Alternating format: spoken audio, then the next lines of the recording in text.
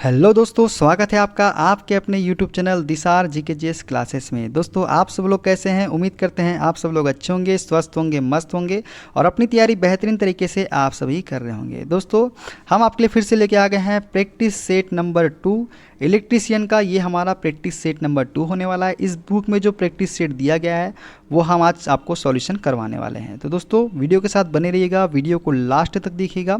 Video अच्छा लगे video को लाइक कीजिए, शेयर कीजिए, कमेंट कीजिए और चैनल पे नए हैं चैनल को सब्सक्राइब जरूर कर लीजिएगा पल पल की अपडेट के लिए। दोस्तों, आप हमसे जुड़ने के लिए टेलीग्राम चैनल ज्वाइन कर सकते हैं।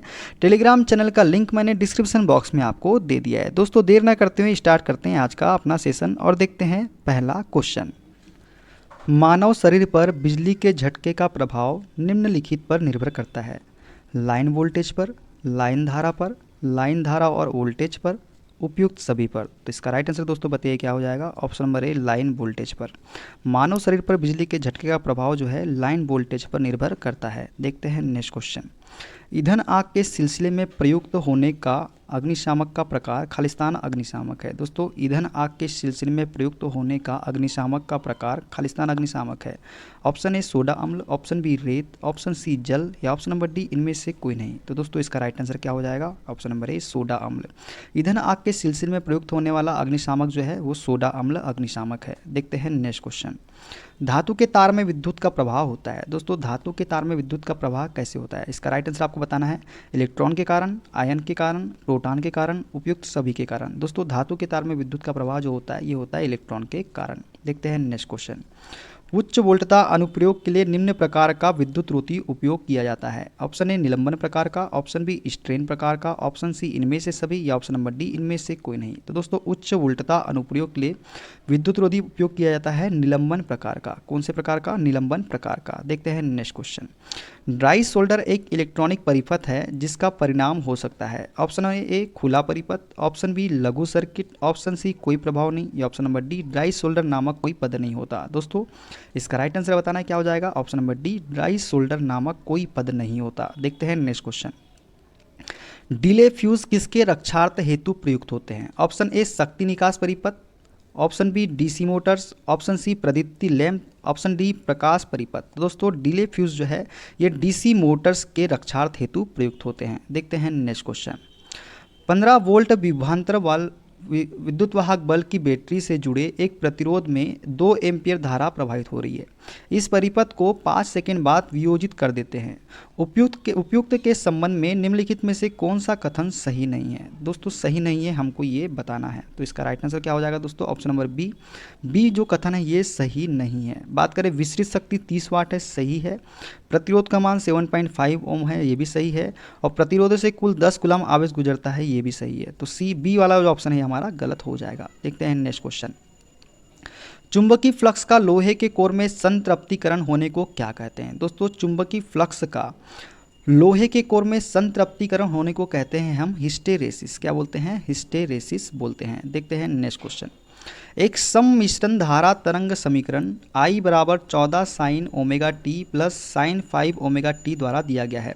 धारा का RMS मान खालिस्तान एम्पियर होगा। तो दोस्तों, इसका राइट आंसर क्या हो जाएगा? Option number C 10।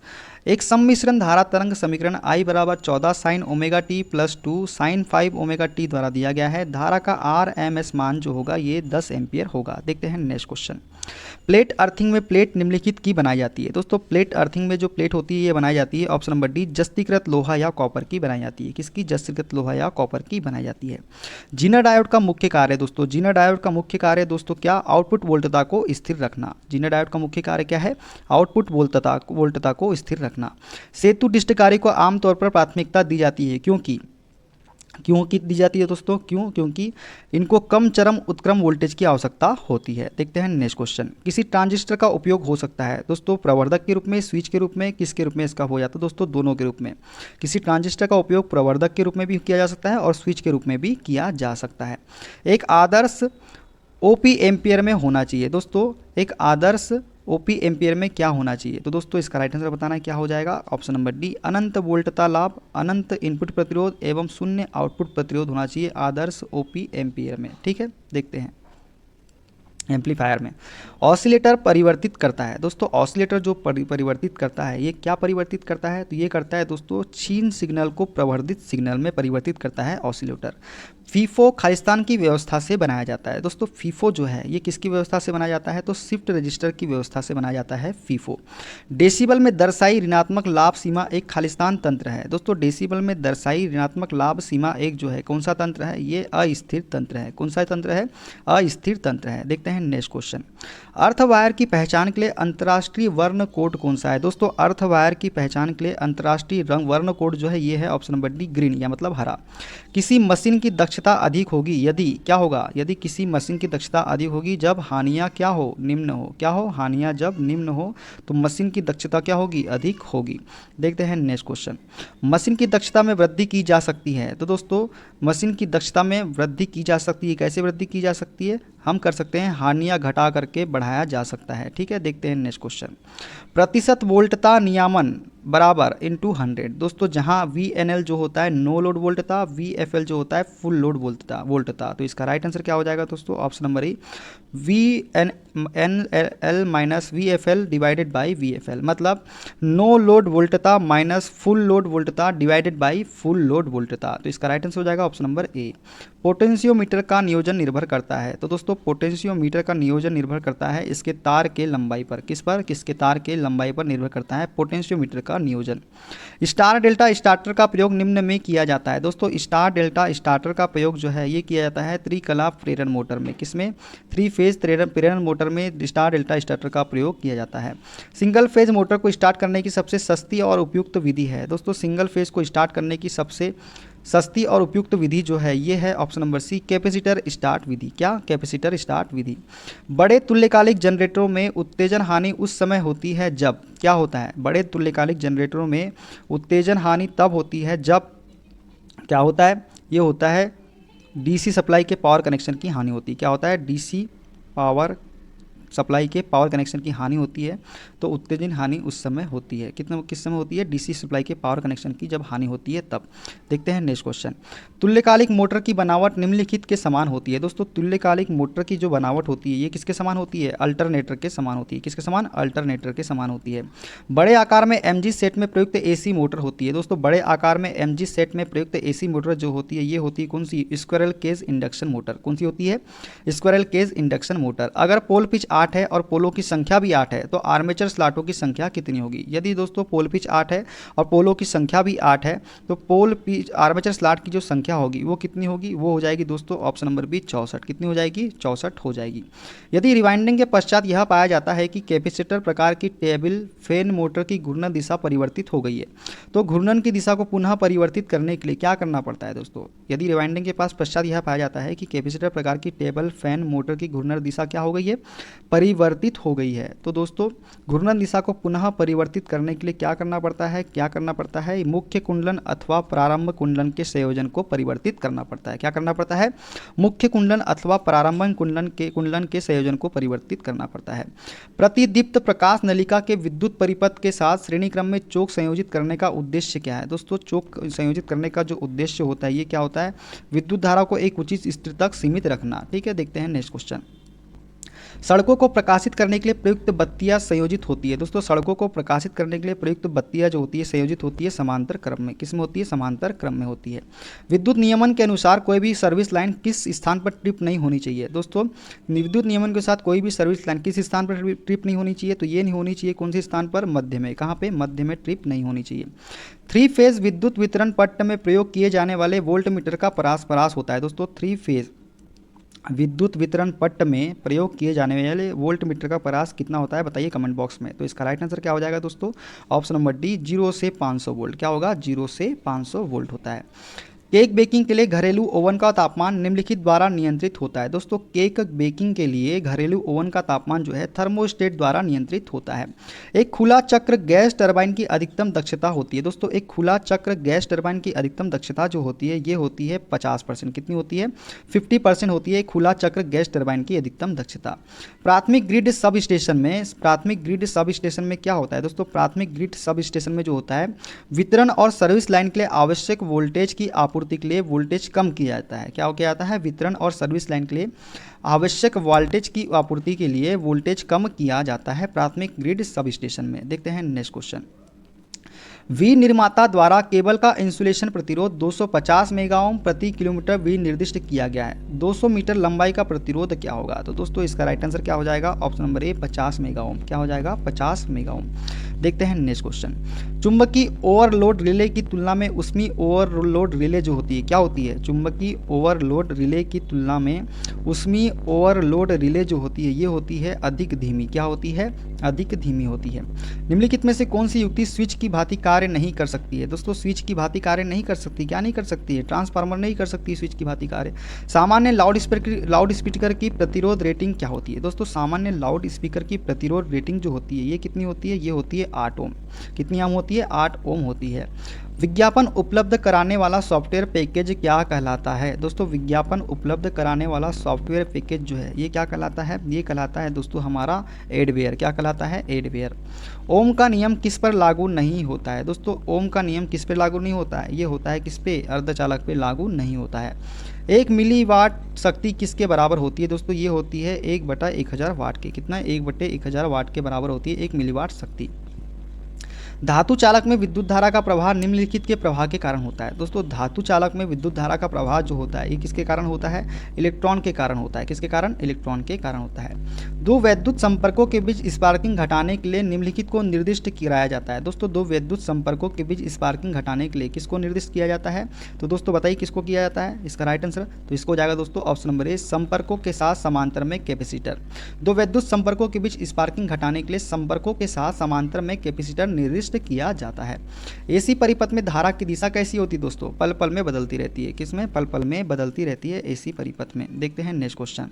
धारा ले जाने वाले दो समानांतर तारों के बीच का बल किसकी परिभाषा के लिए प्रयोग होता है? दोस्तों धारा ले जाने के लिए दो समांतर तारों के बीच का बल किसकी परिभाषा के लिए प्रयोग होता है? तो ये एम्पियर की परिभाषा के लिए प्रयोग होता है। देखते हैं नेक्स्ट क्वेश्चन।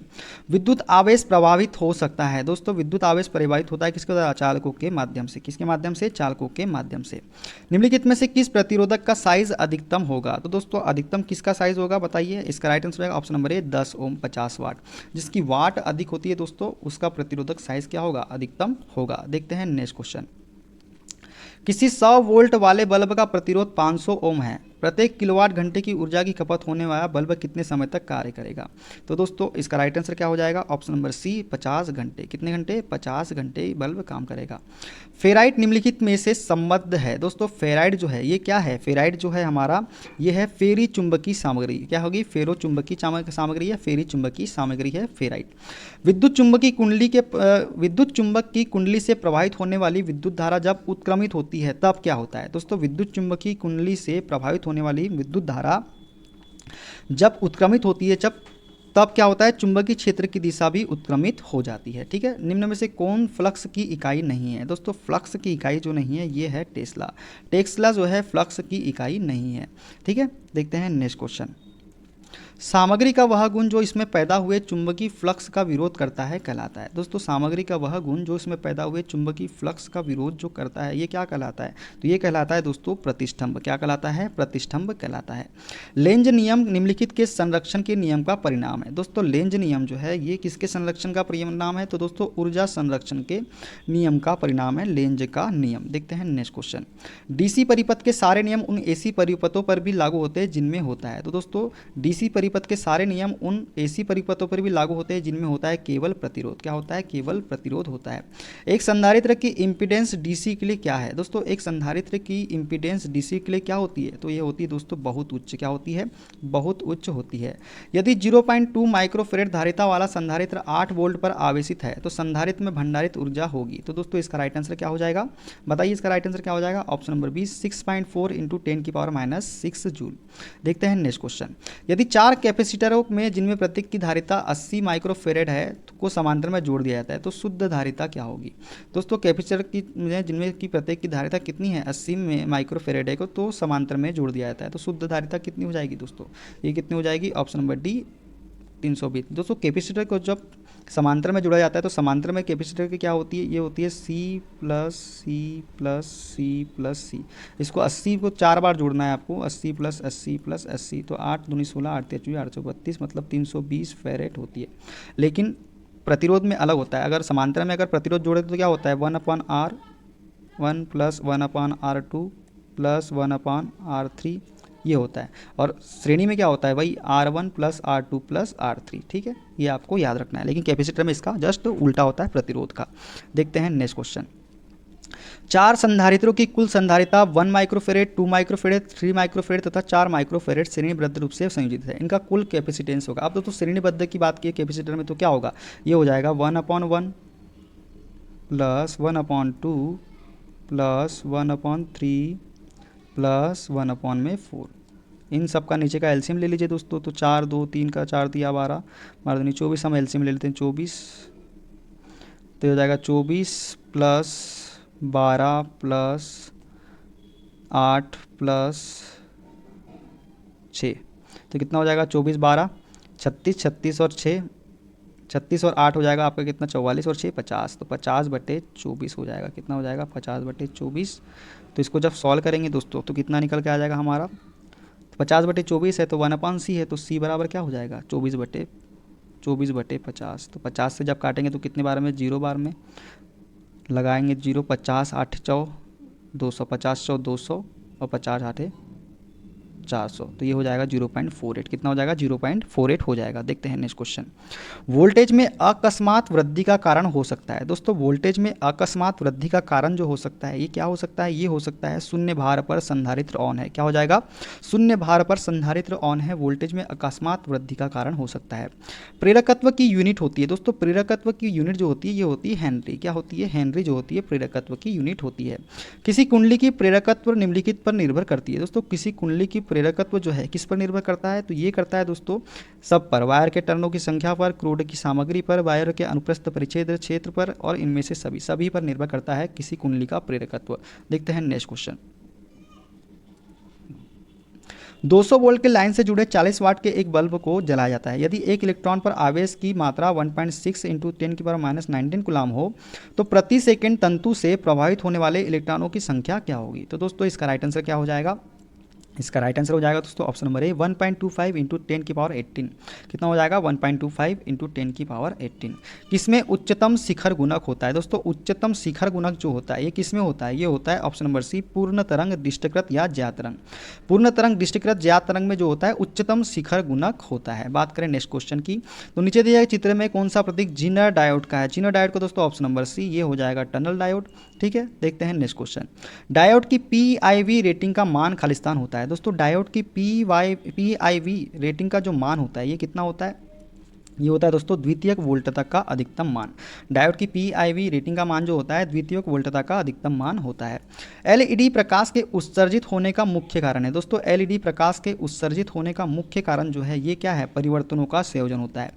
LED प्रकाश के उत्सर्जित होने का मुख्य कारण परिवर्तनों का संयोजन होना है। ठीक है, देखते हैं नेक्स्ट क्वेश्चन। वैद्युत परिपथों में डायोड का प्रयोग निम्नलिखित के रूप में किया जाता है। दोस्तों वैद्युत परिपथों में डायोड का प्रयोग जो है किसके रूप में किया जाता है, तो ये किया जाता है दोस्तों दृष्टकारी रेक्टिफायर के रूप में। देखते हैं नेक्स्ट क्वेश्चन।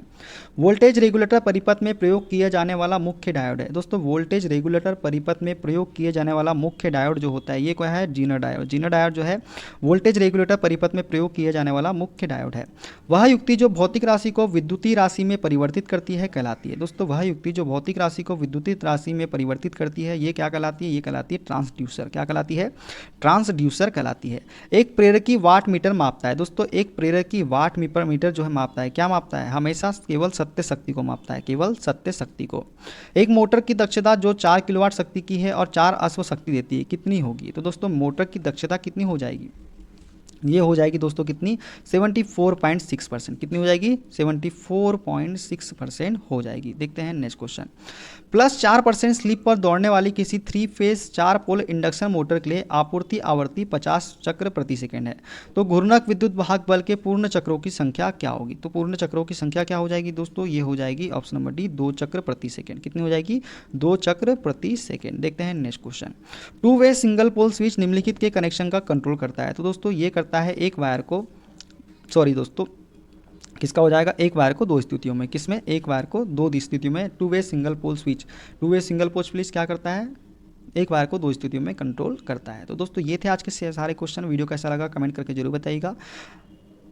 मिलते हैं अगले वीडियो में, अपना ख्याल रखिए, और वीडियो अच्छा लगे वीडियो को लाइक कीजिए, शेयर कीजिए, कमेंट कीजिए।